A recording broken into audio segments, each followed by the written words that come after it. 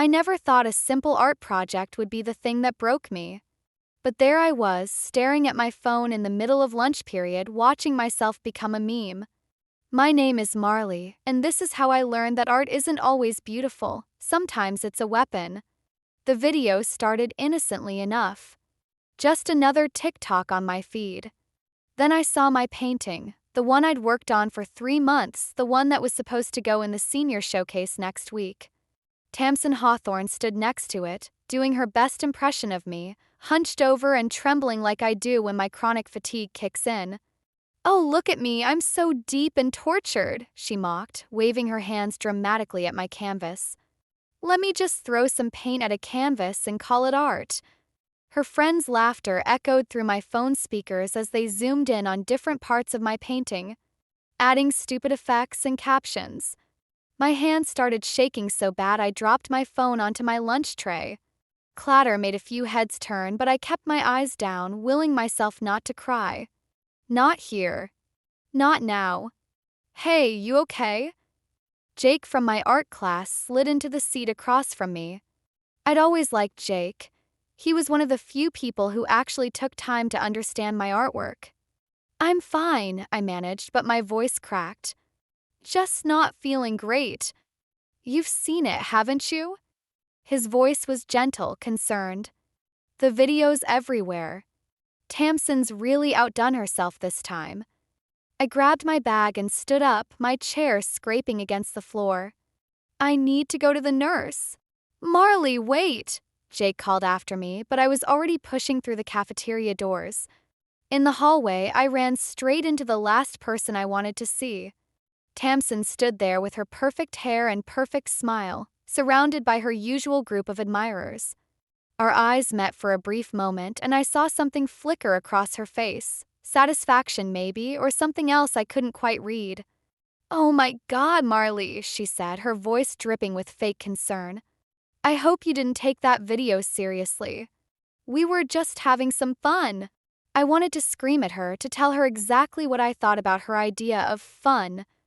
Instead, I felt the familiar tightness in my chest, the way my body betrays me when stress hits. My vision started to blur around the edges.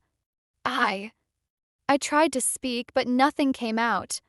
My legs felt weak. "Someone should help her to the nurse," I heard Tamsin say, her voice distant now. "She's doing that thing again." The next thing I knew, I was in the nurse's office, my mom on her way to pick me up. As I lay there on the paper-covered cot, I thought about my painting. It wasn't just art, it was 3 months of pouring my soul onto canvas, working through the frustration of being sick all the time, of being different. And Tamsin had turned it into a joke with one stupid video. My phone buzzed. A text from my grandmother. "Coming over for dinner tonight? I need to talk to you about something important." I closed my eyes, thinking about how my grandmother always said that art should make people feel something. Well, Tamsin's little performance piece certainly made me feel something, but it wasn't what she expected. 'Cause lying there, listening to the tick of the clock and the distant sounds of normal high school life continuing without me, I made a decision. I was done being the sick girl, the weird artist, the easy target. Tamsin wanted to make art into a weapon? Fine. I could play that game too. And I had the perfect canvas in mind. The drive home with my mom was exactly what you'd expect, full of worried glances and gentle suggestions that maybe I should take a break from school. I stared out the window, watching raindrops race down the glass, trying to ignore the tension headache building behind my eyes. "Your father and I have been talking," Mom said, her knuckles white on the steering wheel. "Maybe we should consider online classes for the rest of the semester." I turned to face her so fast my neck cracked. "No. Absolutely not. Marley, honey, your health has to come first. These episodes. They're not episodes, Mom. It's just stress, and running away won't fix it." The words came out sharper than I intended, but I couldn't help it. Every time something went wrong, their solution was to wrap me in bubble wrap and hide me away. When we got home, Dad was already there, which was unusual for this time of day. He sat at the kitchen table, his laptop open but forgotten, deep in conversation with Grandma Eloise. They both looked up when we walked in, and I could tell by their faces that they'd been talking about me. "There's my warrior artist," Grandma said, opening her arms. I fell into them, breathing in her familiar scent of lavender and coffee. "Your father showed me the video." I stiffened. "Dad, you weren't supposed to." "I had to," he cut in, his voice firm but gentle. "This isn't just about art anymore, Marley. This is harassment." "Henry," Mom started, "maybe we should." "No, Vivian, she needs to hear this." Dad stood up, pacing the kitchen. "I've already drafted an email to the principal. This Tamsin girl has gone too far. That'll just make it worse." I pulled away from Grandma. "You don't understand how it works. If you complain, she wins. She gets to prove I'm exactly what she says I am, weak, pathetic." "You are not weak," Grandma interrupted, her voice sharp enough to make us all turn. "But you are letting fear make your decisions." Kitchen fell silent. Sighed, thunder rumbled, and the rain picked up intensity. "I have an idea," I said finally, my voice steadier than I felt. "For the showcase next week. A new piece." "Absolutely not," Mom said. "You're not going to that showcase. You need rest and—" "Vivian," Dad cut in, let her finish. I took a deep breath. "I want to paint Tamsin." The silence that followed was deafening. Mom's face went pale, Dad's eyebrows shot up, but Grandma started to smile. "Not like that," I hurried to explain. "Not to humiliate her, but to show everyone who she really is. All of it, the perfect facade and what's underneath. I've seen cracks in her armor, moments when she thinks no one's watching. There's something there, something real. That's—" Dad started, then stopped, looking confused. "Brilliant," Grandma finished. "Art as a mirror, not a weapon." "It's dangerous," Mom protested. "What if she retaliates? What if—" My phone buzzed. A text from Jake. "Hey, saw this and thought of you. Maybe it'll help with whatever you're planning." Attached was a photo of Tamsin in the school parking lot, sitting alone in her car, crying. "I need to do this," I said, looking up from my phone. "Not just for me, but maybe for her too." Dad and Mom exchanged one of their loaded looks, the kind that carried entire conversations. Finally, Dad nodded. "Okay," he said.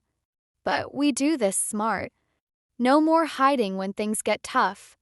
You tell us if anything happens, good or bad. And you rest when you need to," Mom added, her voice tight but accepting. Grandma squeezed my hand under the table. "Sometimes," she whispered, "the best revenge is forcing someone to truly see themselves." I nodded, already seeing the painting in my mind, layers of carefully constructed perfection peeling away to reveal something raw and real underneath. Tamsin wanted to make me a joke? Fine. I'd make her a masterpiece instead. But first, I needed to understand her better. And thanks to Jake's photo, I knew exactly where to start. I didn't mean to spy on Tamsin. Really, I didn't. But when you're sketching behind the bleachers during lunch and your subject matter literally walks right up to you, what are you supposed to do? I'd been working on preliminary sketches for my new piece when I heard footsteps and voices approaching. I froze, my pencil hovering over the paper as Tamsin and her best friend Rachel appeared, neither noticing me hidden in the shadows of the metal framework. "I can't do this anymore, Ratch," Tamsin was saying, her voice cracking. She wasn't performing now, no perfect posture, no calculated gestures. She looked broken. "Dad's on my case about Stanford again. He's already telling everyone I got an early decision." "But you haven't even applied yet," Rachel said. "Exactly." Tamsin slumped against a pole. "My grades aren't good enough. They've never been good enough. And now he's talking about legacy admissions and donations like that'll fix everything." I should have revealed myself then, should have walked away. Instead, I found myself adding quick, rough lines to my sketch, capturing the way Tamsin's shoulders curved inward, how her hands shook as she ran them through her hair. At least you have options, Rachel said. Your dad can. My dad can what? Buy my way in? Make more donations? God, I'm so sick of being his perfect little project. Tamsin's voice rose sharply before dropping to almost a whisper. You know what he said when he saw that video I made? The one about the weird art girl. My pencil stopped moving. I held my breath. He laughed. Said I was showing leadership by putting people in their place. What kind of messed up? She broke off, wiping her eyes. I didn't even want to make that stupid video. Everyone just expected me to do something like that, you know? Queen Bee Tamsin, always ready with a cruel joke. My hand started moving again, almost on its own, capturing the vulnerability in her expression. This was the real Tamsin, not the perfectly curated social media version, but the girl drowning under expectations. Maybe you should talk to someone, Rachel suggested. The guidance counselor. And have it get back to my dad? No thanks. Tamsin straightened up, and I watched as she literally reconstructed herself. Shoulders back, chin up, mask firmly in place. I'm fine. Everything's fine. They walked away, their voices fading, but I stayed frozen in place, staring at my sketchbook. The page was filled with quick studies of Tamsin, not the queen bee but the girl beneath. Schlein revealed something broken and beautiful. My phone buzzed. Jake, where are you? We need to talk about something. I found him in the art room, looking unusually serious. Tamsin's planning something for the showcase, he said without preamble. I overheard her talking to the art teacher about doing her own piece, something about showing what real art looks like. Let her, I said, surprising both of us. I opened my sketchbook, showing him the drawings. I think I finally understand what I need to paint. Jake studied the sketches, his eyes widening. Marley, this is intense. But if you show this, I have to. My hands were shaking, but my voice was steady. Not to hurt her, but because maybe we're both trapped in boxes other people built for us.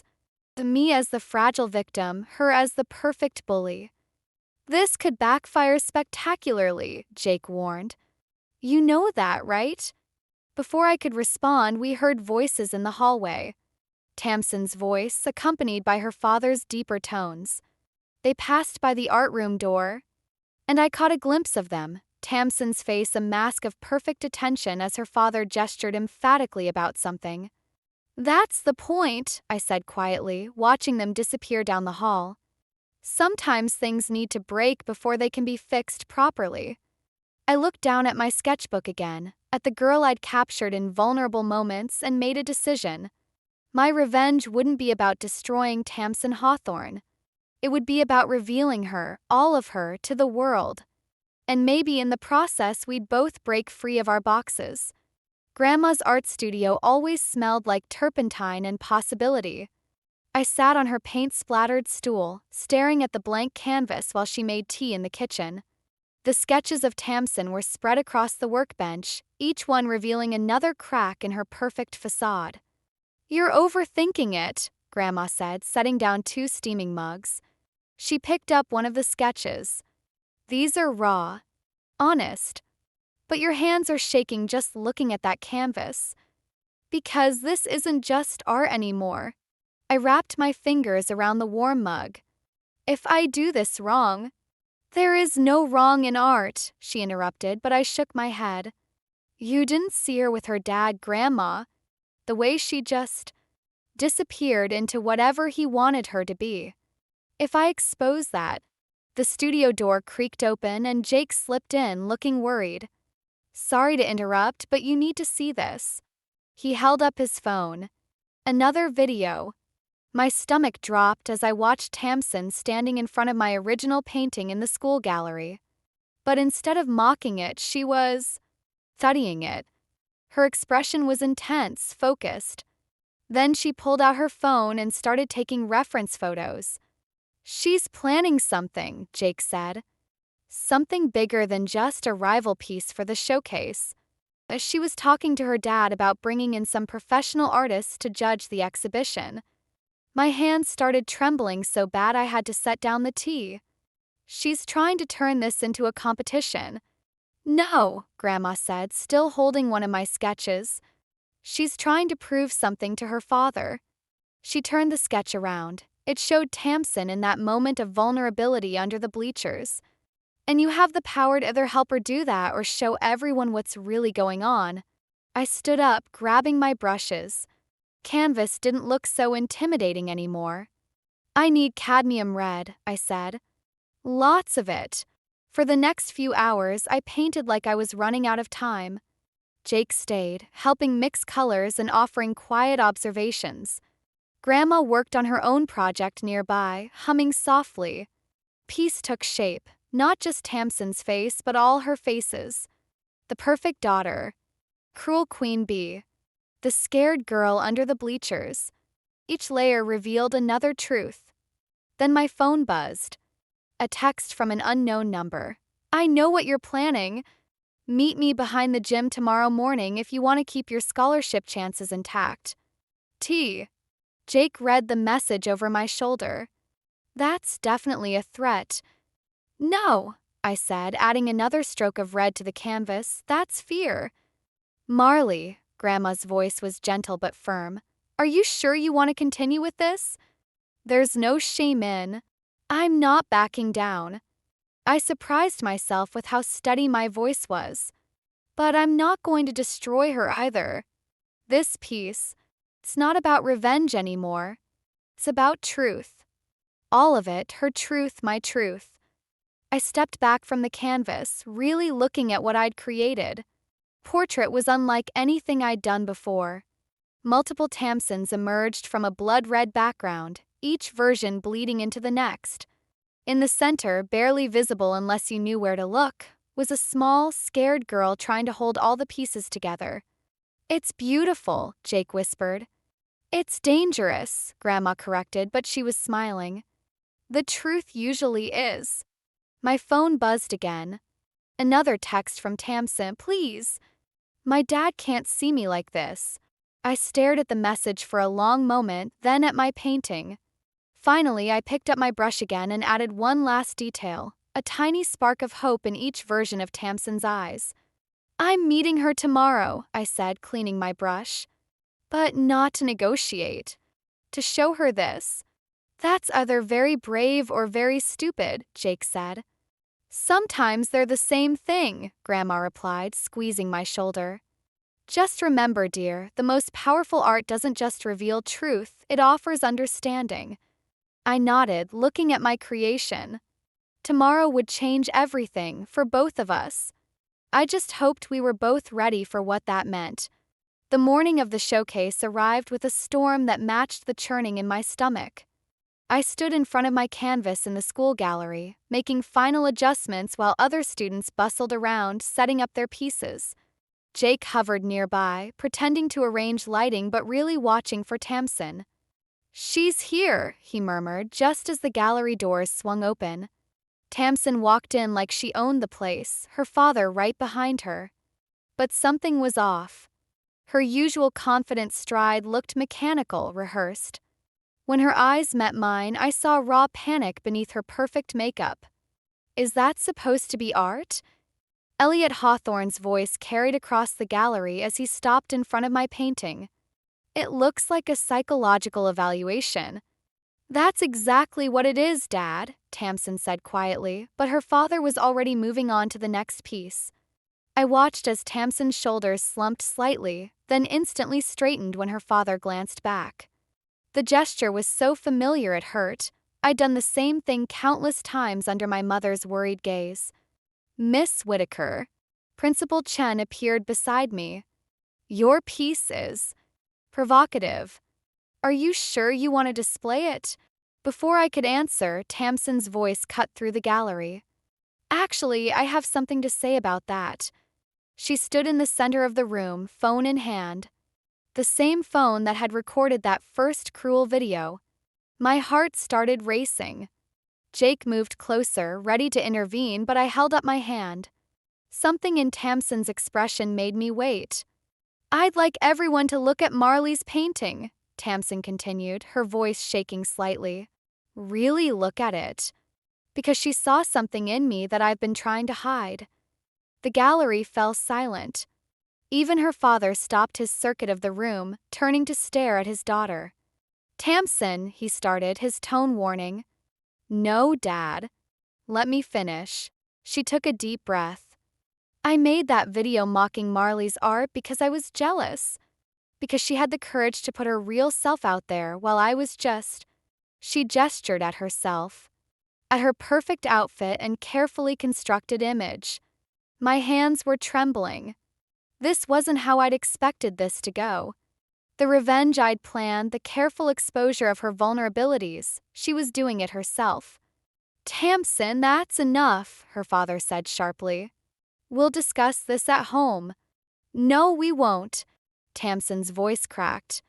We never discuss anything real at home. It's all Stanford this and legacy that and keeping up appearances. She turned to face my painting. But Marley... She saw all of it. Every fake smile, every forced laugh, every moment of trying to be perfect. And she put it all right there. The gallery was dead silent now. I could feel everyone's eyes moving between Tamsin, the painting, and me. This is ridiculous, Elliot Hawthorne snapped. I'm pulling your piece from the show. We're leaving. If she leaves, my piece goes too, I heard myself say. Everyone turned to stare at me. The painting isn't finished anyway. Tamsin looked at me, really looked at me for the first time. What do you mean? I picked up my brush, dipped it in white paint, and walked to the canvas. With steady hands, steadier than I'd felt in weeks, I began painting over one of the masked, perfect versions of Tamsin. What are you doing? Multiple voices asked at once. Making room for the real Tamsin, I said, not looking up from my work. The one who just showed up. Security, Principal Chen said into his walkie-talkie. We need assistance in the gallery. But before anyone could move, Tamsin walked over, picked up a brush, and started painting too. He's right, she said, her voice stronger now. This isn't finished yet. The gallery erupted in chaos. Elliot Hawthorne was shouting, Principal Chen was trying to restore order, and somewhere in the background I heard Jake laughing. But all I could focus on was the way Tamsin's hand shook as she helped me erase her perfect facade, one brush stroke at a time. Sometimes revenge isn't about destroying someone. Sometimes it's about helping them destroy the walls they've built around themselves. Security escorted everyone out of the gallery, leaving the half-altered painting like an open wound on the wall. I sat on the cold steps outside, watching as Tamsin argued with her father in the parking lot. Their voices carried across the empty space, sharp and brittle in the morning air. You're throwing everything away, Elliot Hawthorne shouted. Everything we've worked for. No, Dad. Everything you've worked for. Tamsin's voice cracked. She turned and ran, not toward her father's expensive car, but toward the football field. I started to stand, but Jake caught my arm. Marley, you need to see this. He held out his phone, showing me a live stream. Someone had recorded everything in the gallery. Comments were rolling in, fast and vicious. Look at the crazy art girl destroying her own work. Tamsin finally lost it, lol. Rich girl meltdown incoming. Both of them need serious help. My chest tightened. This wasn't what I wanted. The revenge I'd planned was supposed to be precise, controlled. Instead, I'd started something I couldn't stop, something that was hurting both of us. Marley, Principal Chen appeared, looking grave. Your parents are on their way. The school board wants to meet about this incident, and Mr. Hawthorne is threatening legal action over your portrayal of his daughter.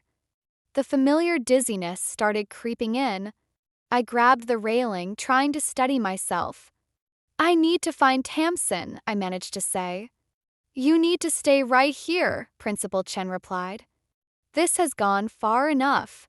But I was already moving, ignoring Jake's worried call and the principal's warning. My legs felt like lead as I made my way to the football field. I found Tamsin under the bleachers, our shared hiding place now, staring at her phone. "They're all watching," she said without looking up. "Everyone. My dad's already calling colleges, trying to do damage control." She laughed, but it sounded more like a sob. "Guess I finally gave you what you wanted. Total destruction." "This isn't what I wanted," I said, but even as the words left my mouth, I knew they weren't entirely true. Hadn't I wanted to expose her? To make her feel as vulnerable as she'd made me feel? "You know what's funny?" Tamsin finally looked at me, her mascara running in black streaks. "That painting was the first time anyone really saw me. And I helped destroy it." My phone buzzed. A text from Mom, "Coming to get you. Dr. Martinez can see you today. We need to discuss reducing your course load." Another buzz. "Dad, the Hawthorne's lawyer called. We need to talk." The world started spinning faster. Everything I'd built, my art, my strength, my chance at a normal senior year, was crumbling. And I dragged Tamsin down with me.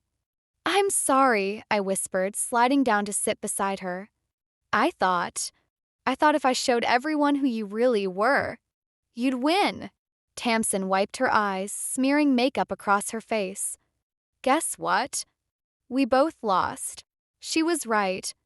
In trying to expose her truth, I'd exposed mine too. The anger, the desire for revenge, the willingness to hurt someone else to heal my own pain. The live stream comments kept coming, each one a nail in the coffin of both our reputations. "My dad's sending me to live with my aunt," Tamsin said quietly. "He says I need intensive intervention before college applications start." I thought about my own parents, about how this would confirm every fear they'd ever had about my fragility, about how the school board would view my art now, about how this moment would follow both of us, forever captured online. "We could fix it," I said, but the words felt hollow. "Can we?" Tamsin stood, brushing dirt from her designer jeans. "Some things, once you break them, they stay broken." She walked away, leaving me alone under the bleachers. In the distance, I could hear car doors slamming, voices calling my name.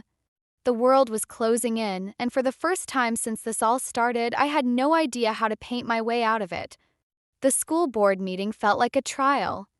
I sat between my parents, watching Elliot Hawthorne pace in front of the administrators, waving printouts of social media posts and stills from the live stream.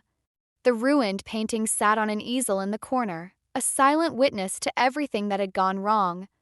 "This isn't just about art anymore," Elliot was saying. "This is about harassment, about public humiliation." The door burst open. Tamsin walked in, followed by my grandmother of all people. They both looked determined, though Tamsin's hands were shaking. "If we're talking about harassment," Tamsin said, her voice carrying across the room, "let's talk about this." She held up her phone, playing the original video she'd made mocking my art. Her father's face went pale. "Tamsin, we discussed this." "Go wait in the car." "No, Dad." She moved to stand next to the painting. "Everyone needs to see the whole picture, including your texts to me after the gallery incident." She started reading from her phone. "You're embarrassing the family. Stanford won't want a troublemaker. Think about your future." That's what you said, right? While I was crying in my room, the room fell silent.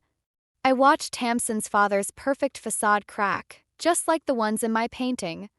"This isn't appropriate for," Principal Chen started, but my grandmother cut him off. "What isn't appropriate is how these girls have been pushed to breaking points by the adults who should be protecting them." She walked to the painting, touching one of the undamaged corners. "This piece isn't about destruction. It's about truth. Look closer." Everyone turned to study the painting. Through the chaos of our attempted destruction, something new had emerged. The multiple versions of Tamsin weren't just breaking apart, they were transforming. The white paint we'd added in our frenzy had created unexpected highlights, making the true Tamsin shine through more clearly than before. "I didn't want to hurt you," I said quietly to Tamsin. I wanted to understand you." "I know," she replied, then turned to her father. "That's more than you ever tried to do." Elliot Hawthorne's face reddened. "You don't understand the pressure." "The pressure you put on her?" My voice surprised me with its strength. "Or the pressure you're under yourself. Because I painted that too." I pointed to a detail in the background, a shadowy figure looming over all the versions of Tamsin. "You're as trapped as she is." The room erupted in overlapping voices. The board members whispered among themselves. My parents exchanged worried looks. But Tamsin's father just stood there, staring at the painting like he was seeing it, really seeing it, for the first time. "I'd like to withdraw any legal threats," he said finally, his voice rough.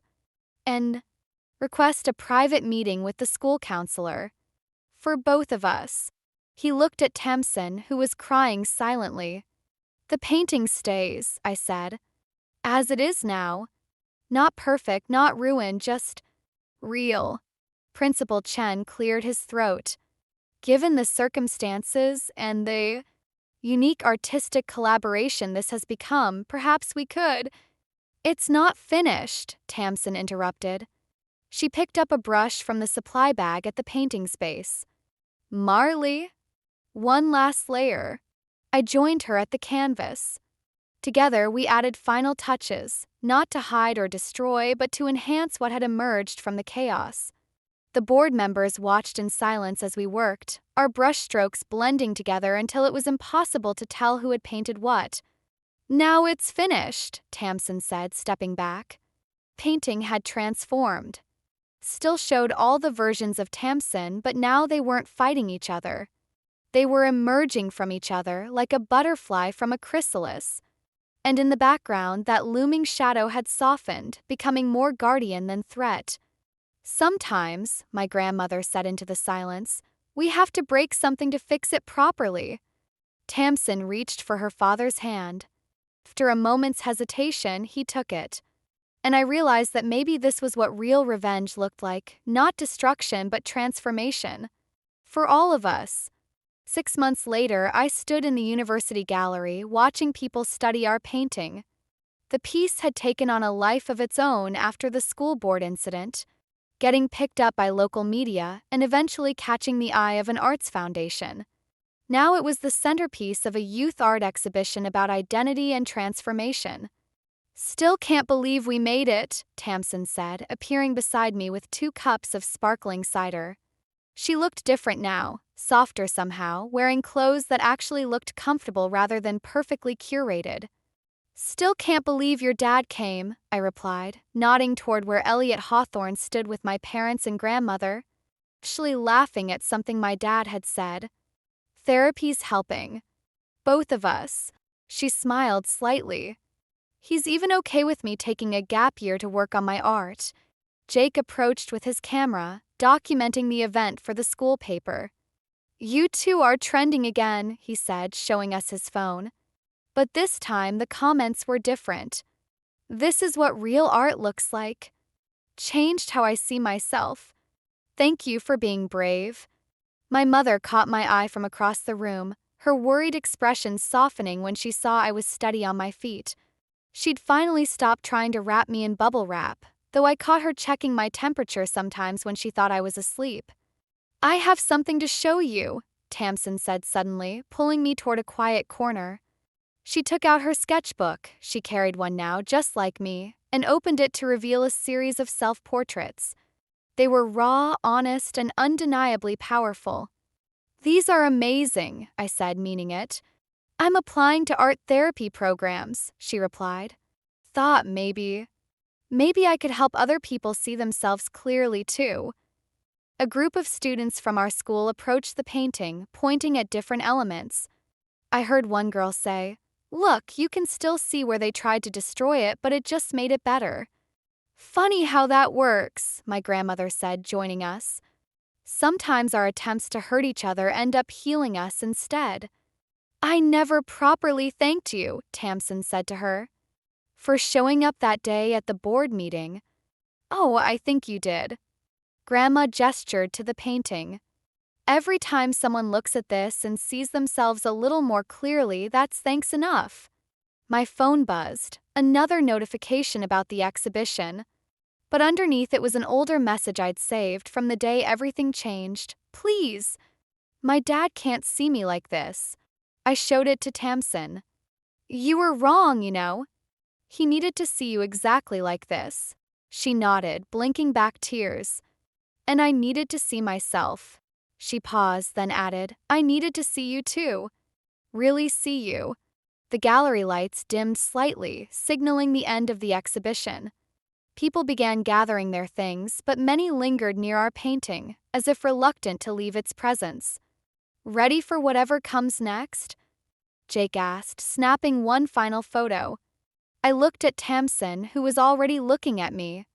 We'd started as enemies, become cautious allies, and now we were something else entirely. Not quite friends, not quite rivals, but something more honest than either. Actually, I said, pulling out my own sketchbook, I have an idea for our next piece. Tamsin grinned, a real grin, not her old perfect smile. Let me guess, something about healing? No, I replied, starting to sketch. Something about beginnings. Because that's the thing about revenge. Sometimes it leads you somewhere you never expected to go. Sometimes it breaks you open and shows you parts of yourself you never knew existed. And sometimes, if you're very lucky, it shows you that the person you wanted to hurt is actually the person who helps you become whole. Tamsin leaned over my shoulder, adding her own lines to my sketch. And I realized that maybe that had been the real masterpiece all along, not the painting on the wall, but the way we'd learned to create something beautiful from our broken pieces.